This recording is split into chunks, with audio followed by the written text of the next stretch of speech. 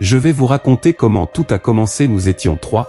Claire Maréchal, 32 ans, vétérinaire de formation, reconverti secouriste. Malik Zeroual, 28 ans, passionné de cartographie, calme et rationnel. Et moi. Le poste 46 était à l'abandon depuis des années. À peine alimenté en électricité, chauffage au poids, radio à ondes courtes. L'ambiance était pesante. Dès la première nuit, le silence nous a frappés. Pas un oiseau. Pas un souffle. Même les montagnes semblaient retenir leur souffle. Deuxième nuit. Claire m'a réveillé. Blême, il y avait quelqu'un dehors. Il m'a appelé, par mon prénom.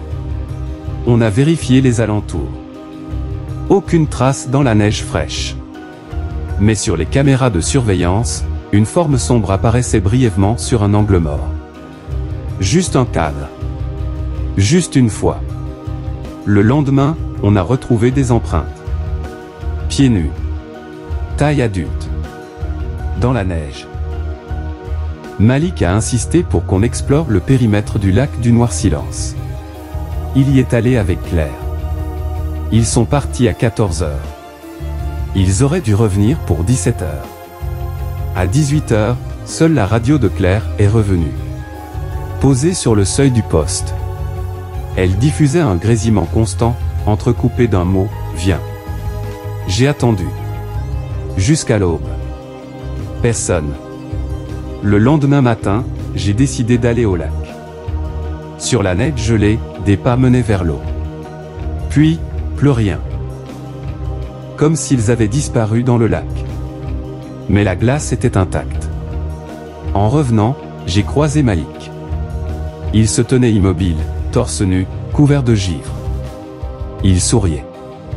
Je l'ai appelé, j'ai crié. Mais il s'est contenté de pointer du doigt le sommet des arbres. Je n'ai rien vu. Puis il a reculé, et a disparu entre deux sapins, sans laisser de traces. Je suis resté seul. Pendant 4 jours. J'entendais des bruits dans les murs. Des pas dans le grenier. Et des voix, Claire qui pleure. Malik qui m'appelle. Ma propre voix, répétant, « Tu dois rester ici, Nathan. Ici, c'est chez toi maintenant. » J'ai trouvé une inscription gravée dans la salle radio, « Le poste ne laisse partir que ceux qui n'ont plus rien à perdre. » Je n'ai pas dormi. Pas mangé. Je parlais seul. Le 5e jour, j'ai capté un message radio clair, « Nathan. Pars. Tout de suite. Cours. Ne regarde pas derrière toi. » J'ai obéi. Je suis sorti en pleine nuit, en pleine tempête. Derrière moi, des bruits de pas. Des rires. Une voix très grave, très lente, « Tu pars, mais tu reviendras. » J'ai marché jusqu'à l'aube.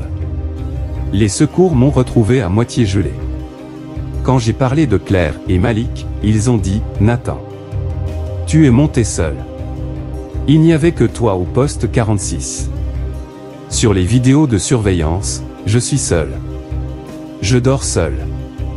Je parle seul. Mais dans mes enregistrements à moi, j'entends leur voix. Et sur une photo floue prise par une caméra thermique. 3 silhouettes.